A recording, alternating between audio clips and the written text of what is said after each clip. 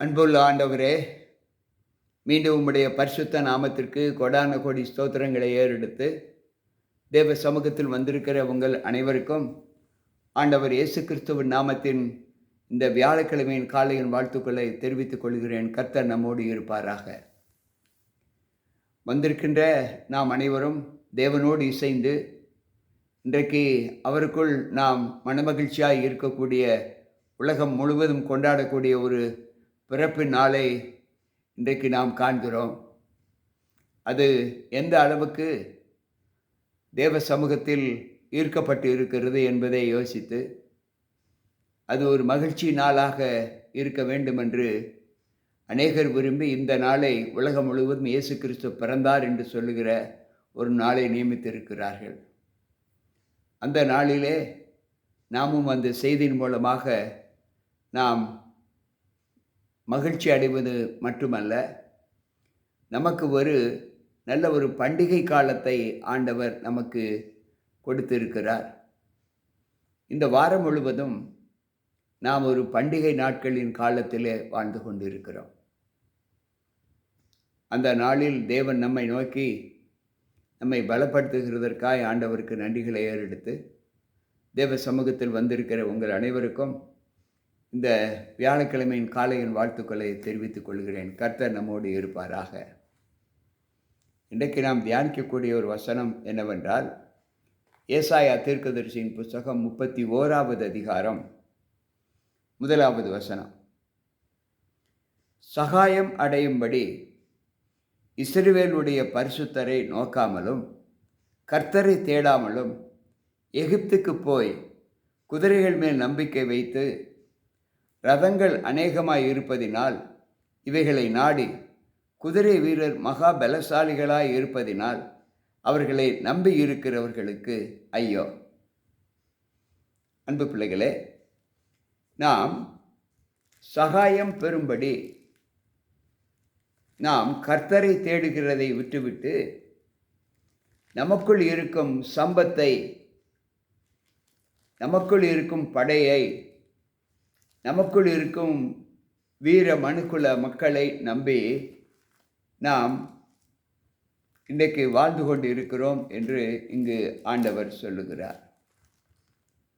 சங்கீதக்காரர் பாடும்போது 20வது சங்கீதம் 7வது வசனம் 8வது வசனம் இப்படி சொல்லுகிறது. சிலர் ரதங்களை குறித்தும் சிலர் குதிரைகளை குறித்தும் மேன்மை பாராட்டுகிறார்கள்.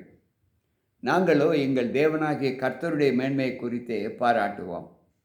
அவர்கள் முறிந்து விழுந்தார்கள், நாங்களோ எழுந்து நிமிர்ந்து நிற்கிறோம் என்று சங்கீதக்காரர் சொல்லுகிறார். நமக்கு இருக்கக்கூடிய படை, பலம், அந்தஸ்து, நமக்கு இருக்கக்கூடிய ஒரு டாம்பியம், இவைகளை வைத்து நம்முடைய வாழ்க்கை பெருமிதம் கொள்ளும் என்று அநேகர் நினைப்பது உண்டு.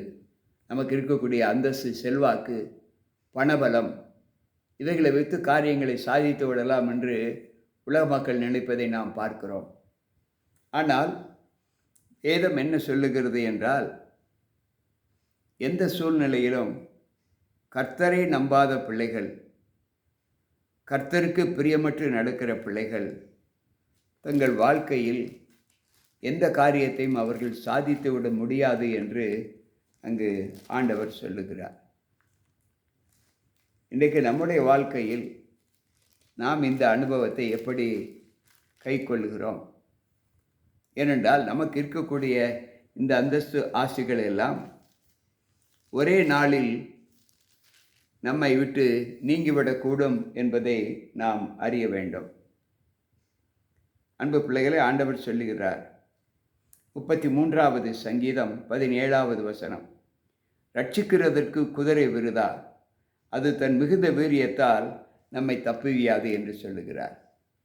யாரெல்லாம் தனக்கு இருக்கக்கூடிய படைபலத்தை நம்பி வாழ்கிறார்களோ, குதிரையை நம்பி வாழ்கிற பிள்ளைகள் அவர்களை ரட்சிக்காது, குதிரை தன் வீரியத்தினால் அவர்களை ரட்சிக்காது என்று இங்கு சங்கீதக்காரர் சொல்லுகிறார். அன்பு பிள்ளைகளே, அப்படி என்றால் நாம் ஆண்டவரை தேடுகிற ஒரு அனுபவத்தை நாம் பெற்றிருக்க வேண்டும் என்று ஆண்டவர் சொல்லுகிறார். 44வது சங்கீதம் 6வது வசனம் சொல்லுகிறது, நான் என் வில்லை நம்பேன், என் பட்டயம் என்னை ரட்சிப்பது இல்லை. எனக்கு இருக்கக்கூடிய ஆயுதங்கள், படைபலங்கள், என்னுடைய பலன் என்னை தப்புவிக்கும் என்று அநேகர் நினைப்பது உண்டு. ஆண்டவர் சொல்லுகிறார், அப்படி ஒரு காலம் நான் உங்களை அந்த இடத்திற்கு தப்புவிக்கும்படி நான் உங்களை ஆசீர்வதிக்க மாட்டேன் என்று சொல்லுகிறார். எதுவரை நீங்கள் என்னை தேடவில்லையோ, மனித பலத்தை கொண்டு நீங்கள் உங்களுடைய வாழ்க்கை சீராகும் என்று நீங்கள் நினைத்தால் அது மிகவும் தவறு என்று அங்கு ஆண்டவர் சொல்லுகிறார். எரேமியா தீர்க்கதரிசியின் புத்தகம் 9வது அதிகாரம் 24வது வசனம் இப்படி சொல்லுகிறது, மேன்மை பாராட்டுகிறவன் பூமியிலே கிருபையையும் நியாயத்தையும் நீதியையும் செய்கிற கர்த்தர் நான் என்று என்னை அறிந்து உணர்ந்திருக்கிறதை குறித்து மேன்மை பாராட்ட கடவன் என்று கர்த்தர் சொல்லுகிறார். இவைகளின் மேல் பிரியமாய் இருக்கிறேன் என்று கர்த்தர் சொல்லுகிறார். அன்பு பிள்ளைகளே, நமக்கு இருக்கக்கூடிய பலத்தை குறித்து நாம் மேன்மை பாராட்டுவதை காட்டிலும் இதையெல்லாம் கொடுத்த தேவனை குறித்து மேன்மை பாராட்ட வேண்டும் என்பதுதான் ஆண்டவருடைய விருப்பம். இந்த மேன்மையை யார் பாராட்டுகிறார்களோ அவர்கள் மீது ஆண்டவர் பிரியமாய் இருக்கிறேன் என்று வாக்கு கொடுக்கிறார். அப்படி என்றால் நம்முடைய வாழ்க்கையில் நமக்கு கொடுக்கப்பட்ட காலத்தின் நியமங்கள் எப்படி இருக்கிறது என்பதை நாம் சற்று யோசித்து பார்ப்போம் என்றால், அன்பு பிள்ளைகளே, ஆண்டவர் சொல்லுகிற வார்த்தை 5வது சங்கீதம் 2வது வசனத்திலே ஆண்டவர் சொல்லுகிற வார்த்தை என்னவென்றால், நான் உம்மிடத்தில் விண்ணப்பம் பண்ணுவேன், என் ராஜாவே, என் தேவனே, என் வேண்டுதலின் சத்தத்தை கேட்டருளும் என்று சொல்லுகிறார். நான் உம்மிடத்தில் விண்ணப்பம் பண்ணுவேன், என் ராஜாவே, நீர் என் சத்தத்தை கேட்டு என்னை ஏற்றுக்கொள்ளும். கர்த்தாவே, காலையில் எழுந்து என் சத்தத்தை கேட்டருளுவீர். காலையில் உமக்கு நேரே வந்து ஆயத்தமாகி காத்திருப்பேன் என்று சொல்லுகிறார். அன்பு பிள்ளைகளை, இன்றைக்கு நம்முடைய வாழ்க்கையில் நாம் தேவனுடைய சப்தத்தை கேட்க வேண்டுமென்றால் அவர் நமக்கு உயிர் பிச்சை கொடுத்தால் மட்டுமே நாம் கேட்க முடியும். மற்றபடி நம்முடைய பலத்தை கொண்டோ நம்முடைய விசுவாசத்தை கொண்டோ நாம் தேவ சமூகத்தில் ஒன்றையும் பெற முடியாது என்பதை நாம் உணர வேண்டும். இங்கு ஆண்டவர் சொல்லுகிறார், தேவனே, எங்களை திருப்பி கொண்டு வாரும், உமது முகத்தை பிரகாசிக்க பண்ணும், அப்பொழுது ரட்சிக்கப்படுவோம் என்று சொல்லுகிறார்.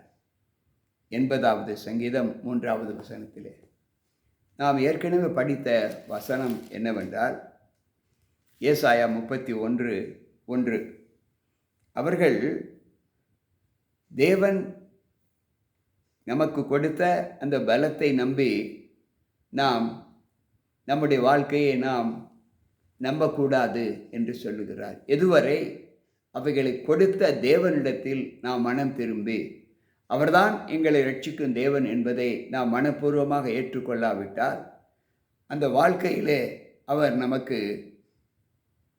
செய்யப்போகிற அனுகூலத்தை நாம் ஒரு நாளும் பெற்றுக்கொள்ள முடியாது என்று ஆண்டவர் சொல்லுகிறார். இன்றைக்கு தேவ கிருபை நம்மை இந்த காலை வேளையில் எழுந்து நம்மை காக்கிறது என்று சொன்னால் அது அவர் நமக்கு நம் மீது காட்டுகிற ஒரு அன்பு, நம் மீது காட்டுகிற ஒரு இரக்கம், நம் மீது காட்டுகிற ஒரு கருணை. இவைகளை செய்கிற தேவன்தான் நம்மை ரட்சிப்பாரே தவிர என்னுடைய அதிகாரமோ என்னுடைய ஐஸ்வர்யமோ எனக்கு இருக்கும் ராஜ ஐஸ்வர்யமோ ஒன்றும் நம்மை ரட்சிக்காது என்று ஆண்டவர் சொல்லுகிறார். எனக்கு பிரியமான தேவ பிள்ளைகளே, இன்றைக்கு நாம் மேன்மை பாராட்ட வேண்டுமென்றால் நம்மை உண்டாக்கின கர்த்தரை குறித்து மட்டும் நாம் மேன்மை பாராட்ட வேண்டும். உலக ரீதியிலே இன்றைக்கு மக்கள் கொண்டாடுகிற அந்த கொண்டாட்டம் வேதத்தில் எந்த இடத்திலும் சொல்லப்படவில்லை. ஆனால் இதை உலகம் எப்படி கொண்டாடுகிறது என்று நீங்கள் யோசிக்கலாம்.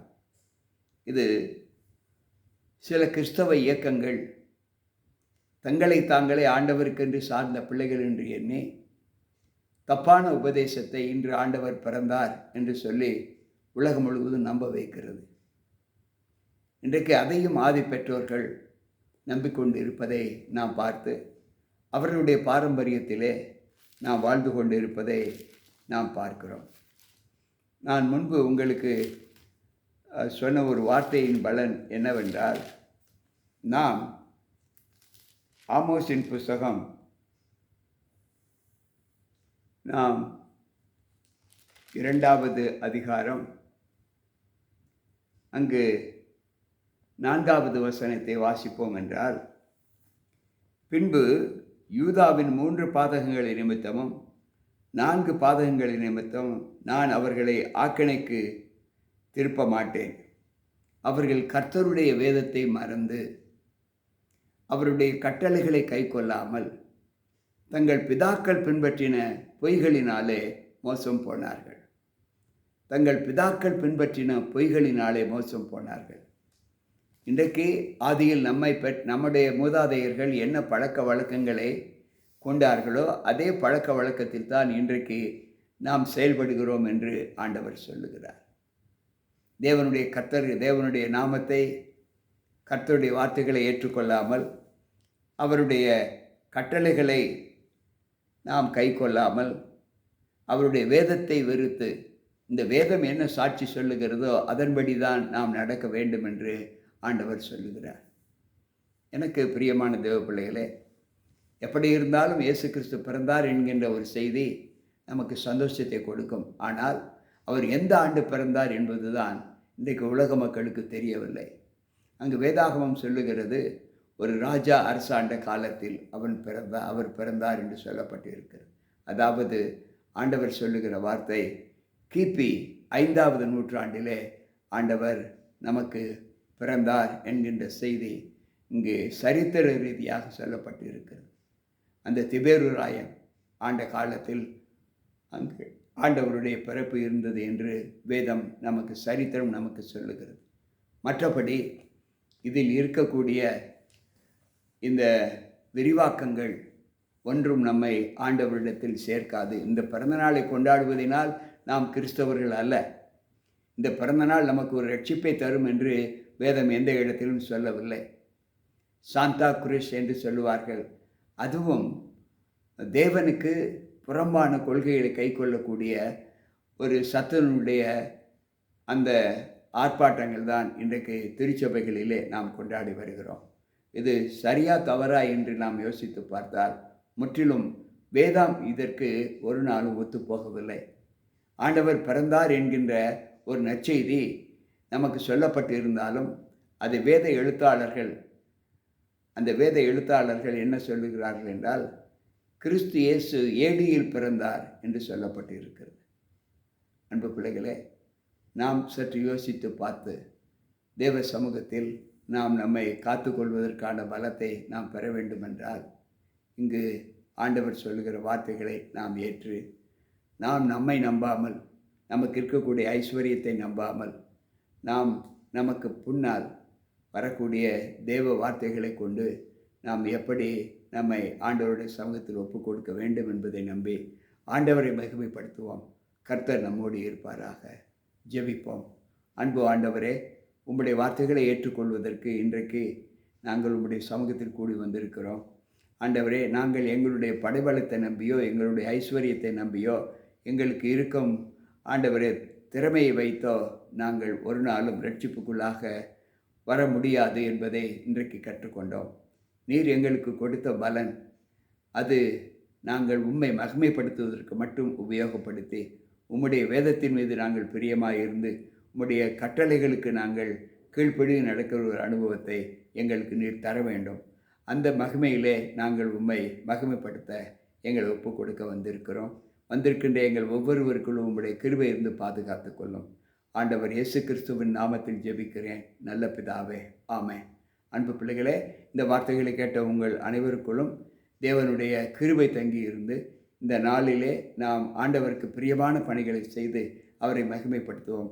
கர்த்தர் நம்மோடு இருப்பாராக. மீண்டும் நாளை சந்திப்போம். உங்கள் போதகர் ஜி.கே. ராபர்ட்.